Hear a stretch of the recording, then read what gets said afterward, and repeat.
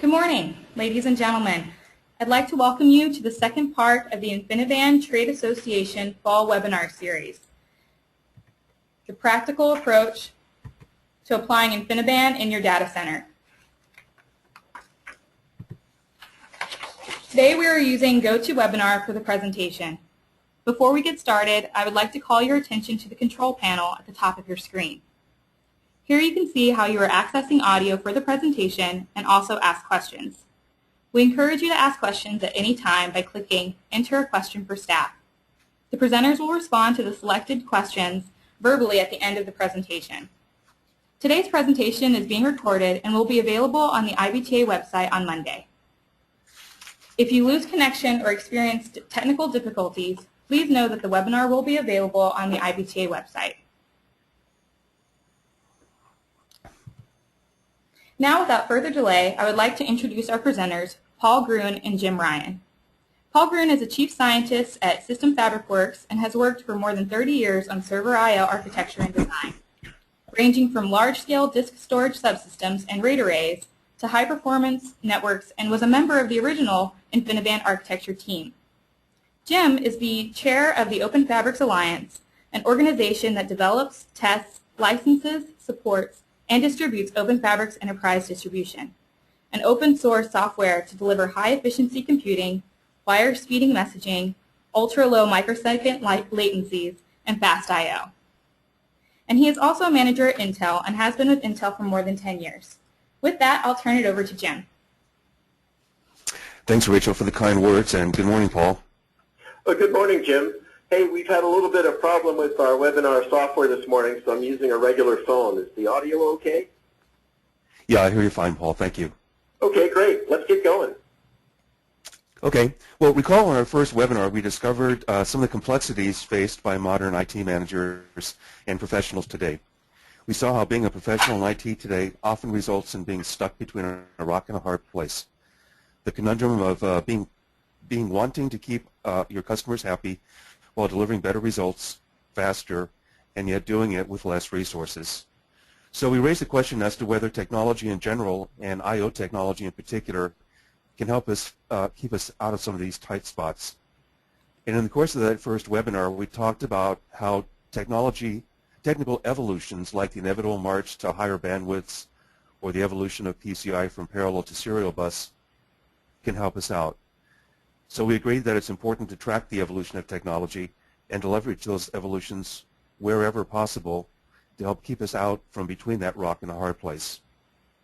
However, we also talked about some other larger trends already well underway in I/O architecture, such as the emergence of RDMA, which stands for Remote Direct Memory Access, and its surprising capacity to transform the way we think about our data centers.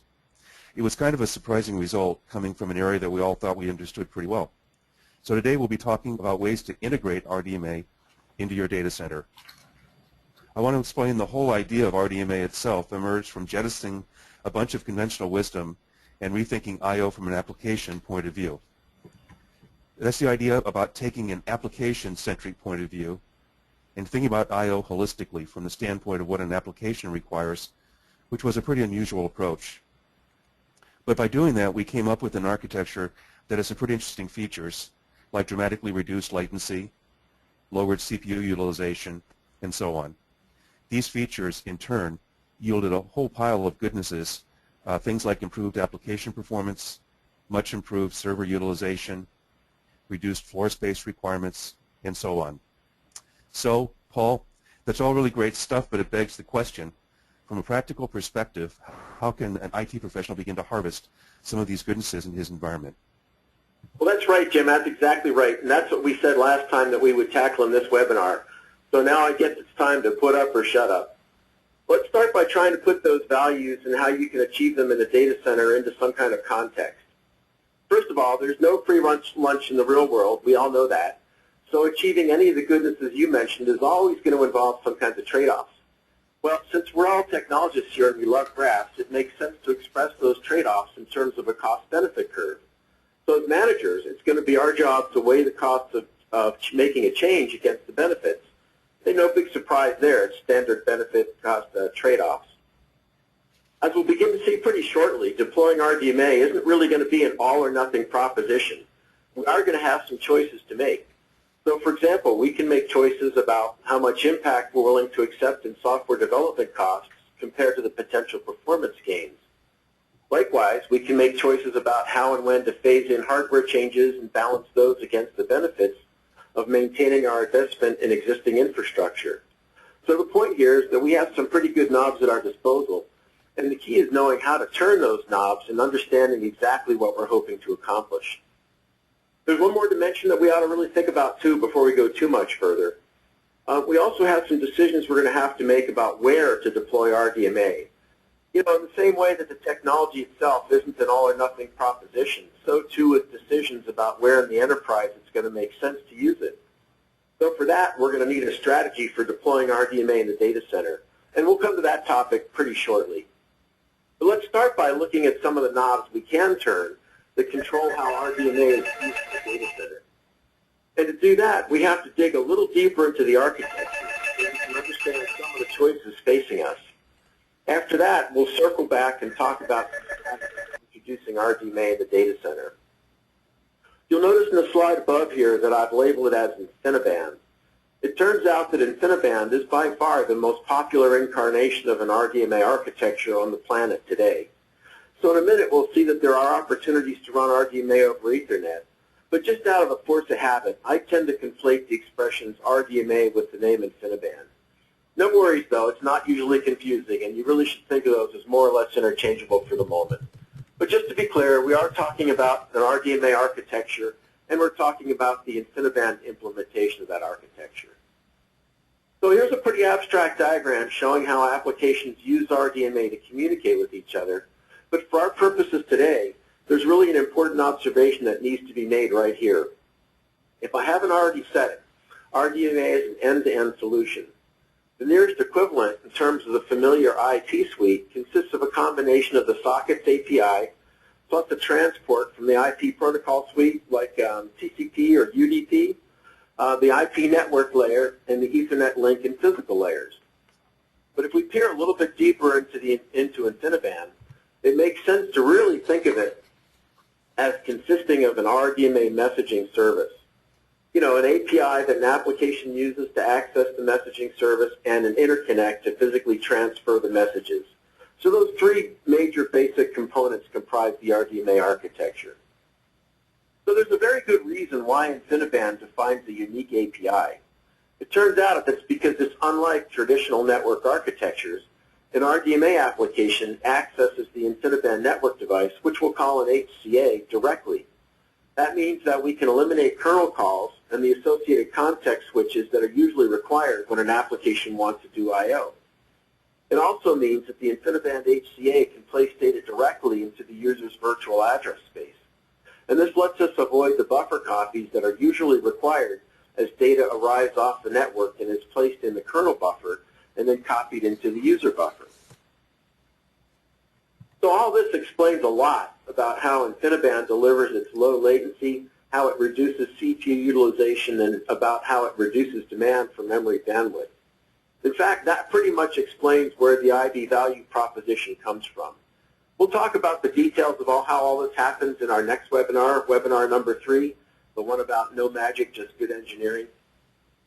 So for now, it's really enough that when we look at the RDMA architecture this way, it becomes clear right away that there are actually two places in the architectural stack that we might think of as control points. You know, places where we can make some sort of a significant or important cost or benefit trade-off. And not surprisingly, those two control points also represent areas of significant investment which you might want to protect. The fact that InfiniBand defines a unique API gives us an interesting opportunity, though, to make some decisions about how much cost we want to incur in application development compared to the benefits of using different styles of APIs. I'll talk a little bit more about that in just a minute. The other so-called control point lies in the choice of the physical interconnect itself. You know, it used to be the case in the beginning that InfiniBand required a unique switched fabric, an InfiniBand fabric consisting of InfiniBand switches and InfiniBand HCAs and cables. And there were really good and proper reasons for this. But happily, though, a new feature has emerged called RoCE, which stands for RDMA over Converged Ethernet, and that's been added to the InfiniBand architecture specification suite. So this new feature, which is pretty well supported by products in the marketplace today, it now lets us run the RDMA message service over an Ethernet interconnect. So since I've been on this rant about cost and benefit trade-offs, here's a really great example. Naturally, RoCE, since it runs over Ethernet, is constrained to run at Ethernet speeds. So you're getting full RDMA capability, you're getting everything that RDMA has to offer in terms of features, and it's being delivered over Ethernet at Ethernet speeds. But don't forget that RDMA is more than just high bandwidth. There's a lot of features to it beyond just its high bandwidth capability, like, for example, low latency. Or maybe you have a compute-intensive application and want to conserve CPU cycles and memory bandwidth for application processing. You know, in cases like that, the trade-offs compared to sticking with a familiar Ethernet switch fabric might be really attractive to you. So, looks like we have a question that just came in off the network about, you know, this RoCE sounds pretty good, but are there issues associated with managing a RoCE network? And, you know, that's a really great question. I saw that one just pop up in the chat window here. And, in fact, it gives us another opportunity to illustrate exactly the sorts of trade-offs that we've been talking about. An InfiniBand switch fabric is managed differently from a typical Ethernet fabric. Architecturally, InfiniBand relies on a central manager. This gives us lots of attractive features, like the ability to choose optimized routes through the fabric, excellent automatic failover capabilities, and the ability to support arbitrary fabric topologies. But the cost of all these features is you have to install IB switches and the IB management infrastructure. Now, that's not hard to do, but it is worth taking note of the fact that that's what's required to get those advantages. If you choose RoCE, though, you manage it just like any other Ethernet subnet. In fact, you probably just run the RoCE protocol right over an existing Ethernet subnet. Might be a little lower cost because you don't have to replace your NICs and switches with InfiniBand NICs and switches, but on the other hand, you don't get the performance and operating cost advantages of the centrally managed InfiniBand switch fabric. So once again, it's a trade-off. One more point before we leave that question that came in on the chat window there a second ago. Remember how we talked about riding the technology evolution curve? Well, if you're already looking at upgrading from 1 gigabit Ethernet to 10 gigabit Ethernet, you're probably already in for a pretty major infrastructure upgrade anyway, because you're already planning to replace your switches and maybe your NICs. If that's the case, it might tip the cost-benefit analysis in favor of upgrading to InfiniBand. So again, another trade-off to be considered. All right, I promised a little while ago that we'd look a little deeper into the application interface as a so-called control point and explore how that can drive some trade-offs between the cost of rewriting applications and performance. The application software represents a pretty significant investment, maybe even the major investment in the data center. So we want to think carefully about how we can preserve that investment, and we want to proceed carefully if we think about rewriting any of those applications. And of course, application software, since it represents a significant amount of risk, since you've probably spent a lot of time writing and optimizing it. So you might be understandably reluctant to think about rewrites of that existing application software. I mentioned a few minutes ago that taking full advantage of RDMA implies the need for a unique API. That API, which we'll call the Verbs API, is provided by the Open Fabrics Alliance, which is dedicated to providing open source solutions for all things related to RDMA. You know, in much the same way that a sockets application is written to the sockets API, a so-called native verbs application is one that was written directly to the Verbs API. We'll talk a little bit about what that means to write an application to the Verbs API in our next webinar. But in the meanwhile, writing an application to the Verbs API is the best way, by far, to take advantage of RDMA's performance and latency characteristics. But it does require that the application be rewritten to that API, you know, exactly as a sockets application would have been written to a sockets API. But once again, depending on your goals, it may not make sense to rewrite a legacy application to the Verbs API, even if it does make sense to code some new applications to Verbs. So fortunately, the Open Fabrics Alliance also supplies a set of upper layer protocols that allow support for legacy applications.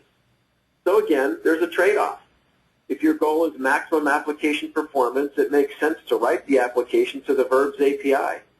But if your goal is to preserve your investment in existing application software while gaining other advantages of RDMA, like improved CPU utilization leading to reduced footprint or lowered power and cooling costs, then there is an answer that meets that need too. So far, we have a number of choices about mechanisms for deploying RDMA, and these choices can help us move along that cost-benefit curve in order to maximize return on investment. But before we move off this topic and start talking about strategies for deploying RDMA in the data center, there's still one more point that I think probably ought to make here. You know, last time we cast the emergence of RDMA as being some sort of quantum improvement in I/O architecture, and actually it is just that. But at the same time, we also said earlier today that there's a regular progression in I/O technologies, like the drumbeat of improving wire speeds or improvements in Ethernet, such as the recently emerged data center bridging, sometimes known as DCB.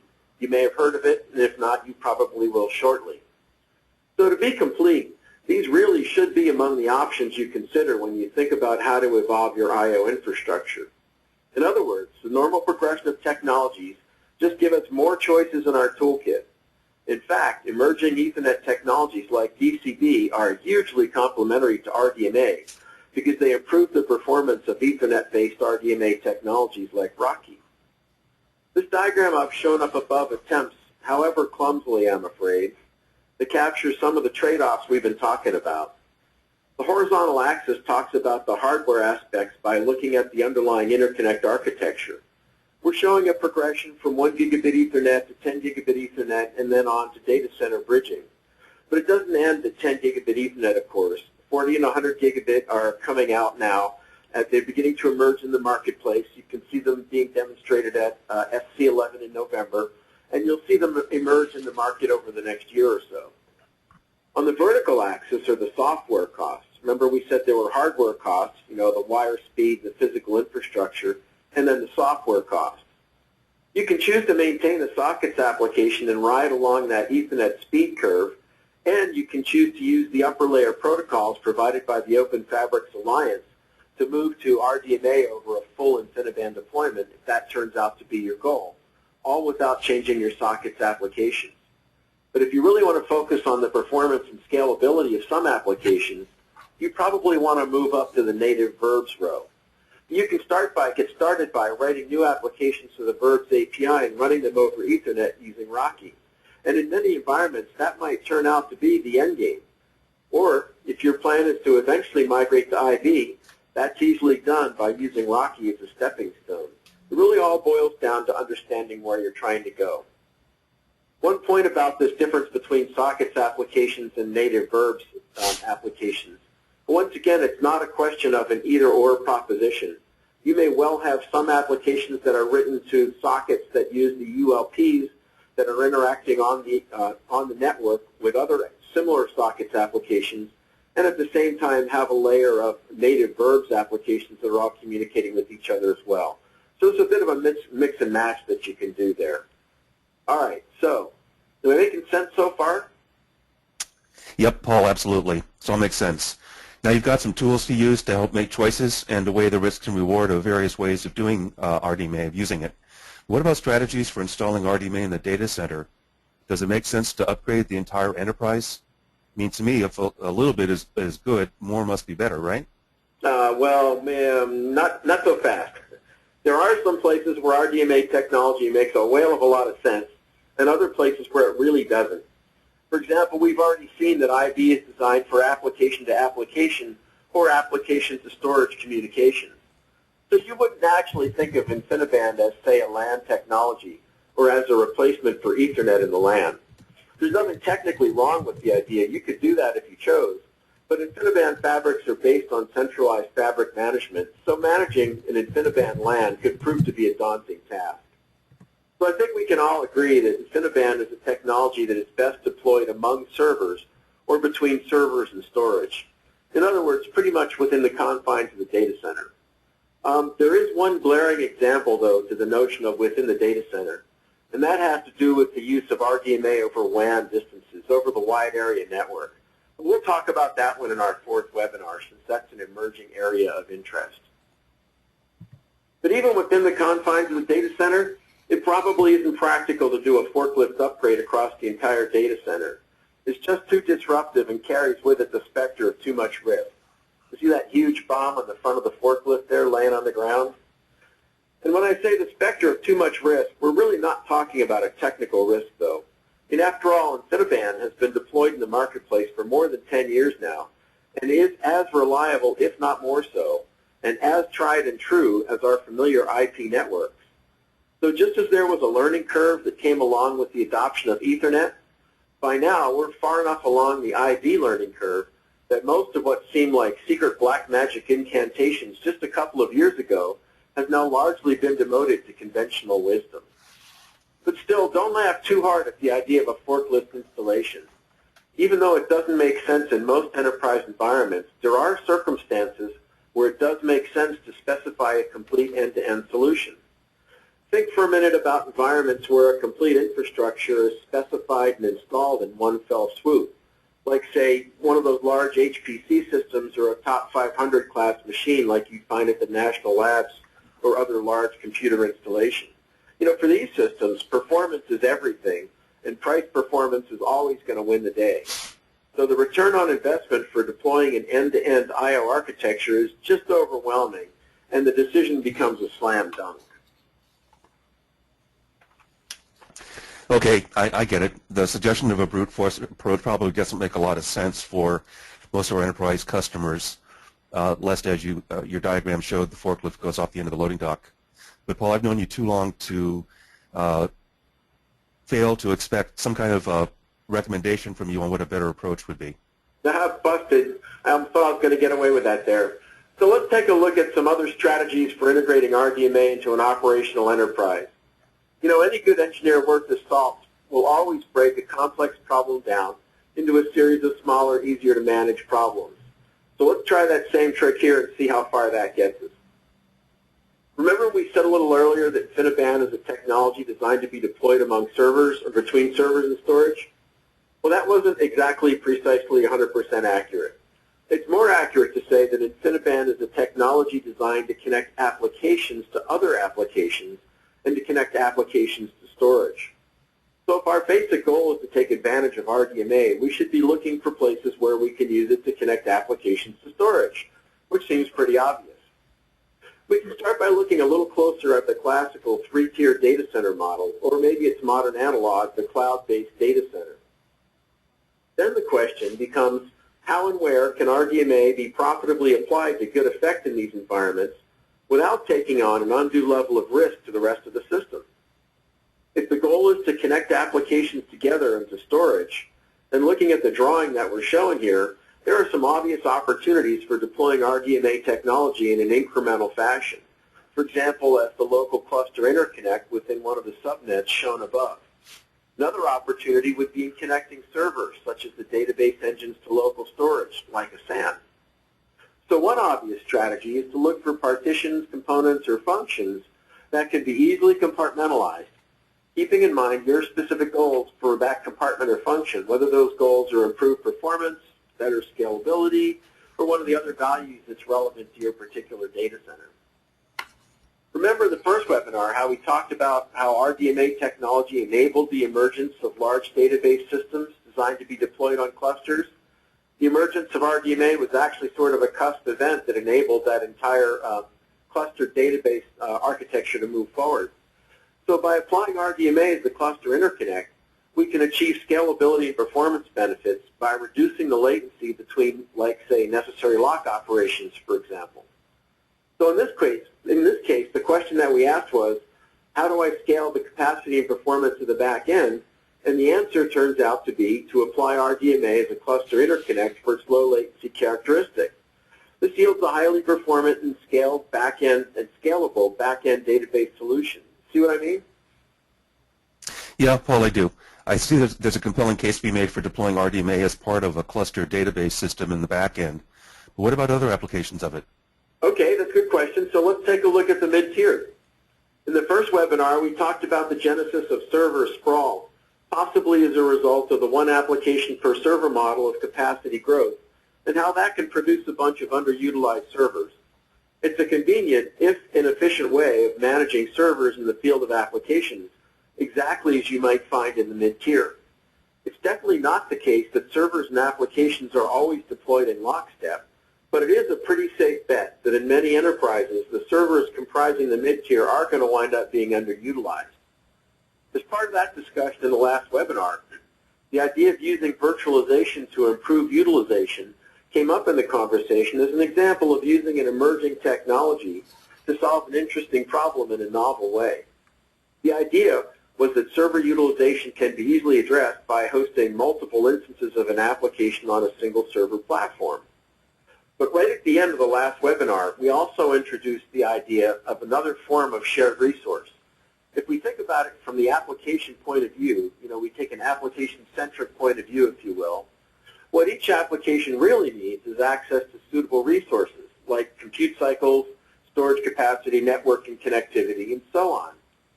So instead of thinking about the mid-tier as being comprised of a bunch of servers all strapped together with an IP network, what if we adopted instead the ideas behind cloud computing and created an execution environment for our applications drawn from among a pool, or a cloud, if you will, of servers?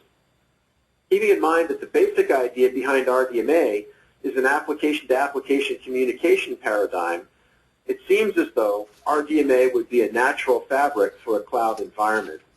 This could allow an application to be executed on any one of a number of available servers while still maintaining low latency, high bandwidth connections to other applications and storage.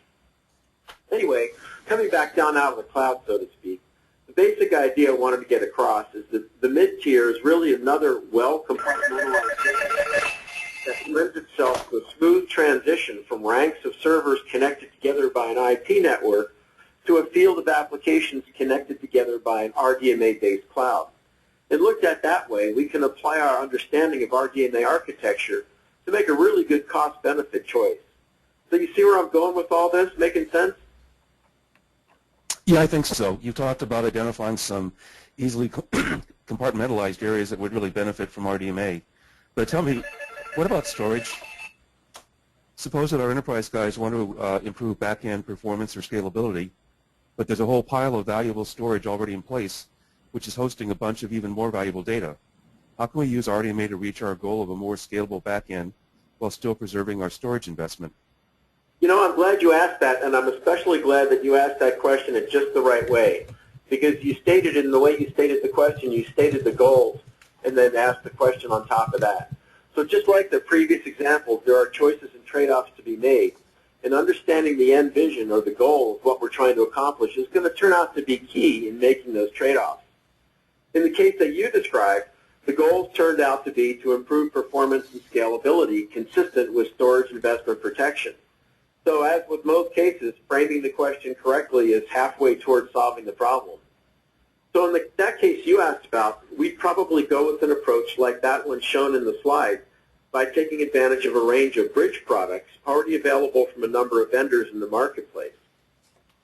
These bridge products are going to allow us to segregate an existing network, like a SAN or perhaps a neighboring IP network, while still providing access to the resources on that network via the bridge device.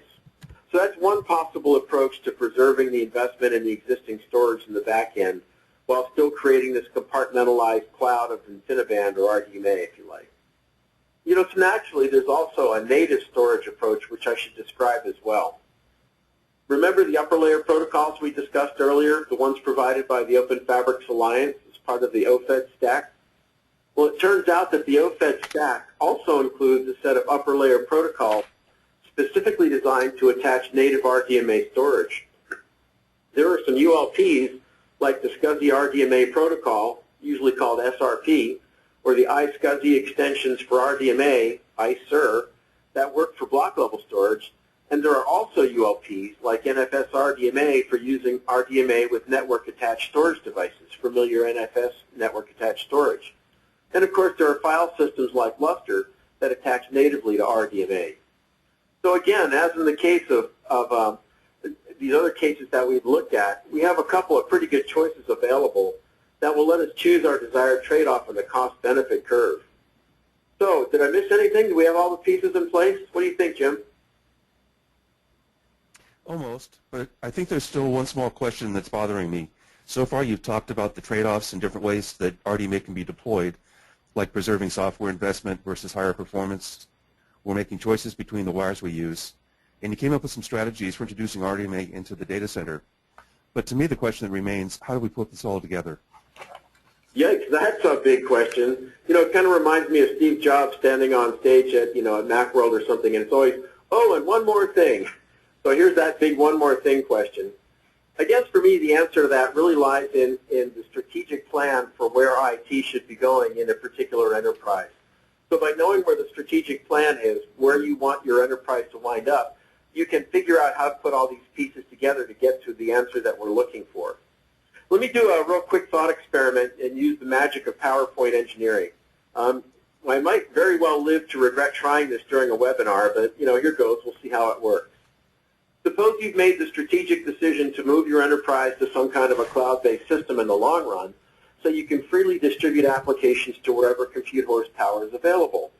So that's your long-term vision. You want to be able to improve the flexibility and agility in your data center by allowing you to deploy applications on whatever compute resource happens to be available.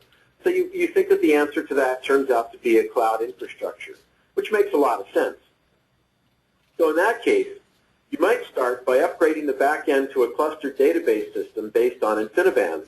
I've shown that as sort of a blue cloud, and then I've outlined those servers in blue to suggest that they're connected by InfiniBand in the back end.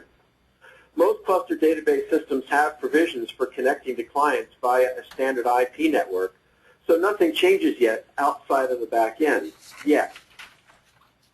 So if we move to the next progression, meanwhile, you might begin by setting the stage in the mid-tier by deploying RoCE in the mid-tier. I've shown that as those little servers outlined in green boxes there. Remember that RoCE will coexist happily with a standard IP network running on the same Ethernet subnet, so there's no need for a separate RoCE fabric. But you might be upgrading some of your older Ethernet gear as part of the normal upgrade cycle. And in the process, there are some modern NIC products on the market today that do a great job supporting RoCE. So then as you bring in or develop new mid-tier applications, you might make the decision to write those applications to the Verbs API instead of the sockets.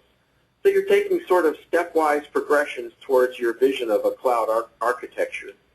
So there's a pretty smooth path to progressively upgrading the mid-tier to RDMA using kind of a rolling upgrade cycle, which you're probably doing today anyway. At some point, you might decide that RDMA has taken hold in the mid-tier and you're ready for the next step. By scaling the capacity of the existing IB fabric in the back end, it really becomes a simple matter to begin equipping new mid-tier servers with InfiniBand HCAs and hooking them into the InfiniBand fabric. Meanwhile, your existing sockets mid-tier applications continue to run just fine as they always have over the IP network. That sounds pretty good so far. And eventually, you might get through this whole rolling upgrade process. You'll have created a cloud of compute resources that's capable of supporting both mid-tier applications and the back-end database applications. Now, I know that this has been sort of a flagrant abuse of PowerPoint, and it really made the whole process sound sort of glib, glib and easy and straightforward, but we all know that it really is anything but that. Still, hopefully, it's a useful thought experiment in using an advanced I/O technology to transmogrify your enterprise data center in a practical sort of way. All right, so there you have it. Let's quickly review where we've been this morning. It's taken me almost 45 minutes so far to get here, but I can probably sum up today's webinar as really just a simple three-step process. First, you have to know your long-term plan. You have to understand where you're trying to get to and what your final goal turns out to be. The example we just gave, the goal turned out to be improved flexibility and agility in the data center through the use of a cloud infrastructure. Second, you have to make sure you have a good feeling for the technology. You have to know the benefits it offers and the costs associated with each of the choices along the way. And third, once you've got those two things, you have to develop an adoption strategy to get you where you want to be. Some of those things I talked about, like, for example, creating little compartmentalized areas where you can deploy a new technology without disturbing the rest of your data center. So that pretty much wraps up this webinar on this particular practical approach to RDMA. I hope we've given people some ideas about how you can start using this cool technology to move where you want to be. And it really isn't quite as intimidating as one might think. I'm thinking about that forklift with the bomb now sitting on the loading dock. So in our next webinar, coming up on November 11th, we'll dig pretty deeply into RDMA's architectural details. And hopefully, by so doing, we'll be able to demonstrate that there's really no magic rabbits being pulled out of a hat here. It's just really good old-fashioned engineering. That's where we are so far. Thanks very much, Paul. I'm afraid we're out of time that came in that we can address. Paul, we're simply out of time. I'm sorry. We're going to have to ask our audience to send questions in by email, and that contact information was given earlier. But thanks, Paul. That was really informative. Okay, great. I look forward to seeing some questions in email, and we'll pick this discussion up in November the 11th. Yep. Thank you, Paul and Jim. Ladies and gentlemen, that concludes the second part of the IBTA Fall Webinar Series. Thank you for joining us. Like we said, we'll be taking questions via email. You can actually forward those to me. This is Rachel Austin. My email was included in your invite. Or you can email Paul Gruen, who has been leading us through this discussion today, and his email is listed on the screen just now. The webinar will be available on the IBTA website, both the PowerPoint slides as well as the video recording. They will be available by Monday. And the next webinar in the series is scheduled for November 11th at the same time, 8 a.m. Pacific, 11 a.m. Eastern. Thanks again, and you may all now disconnect.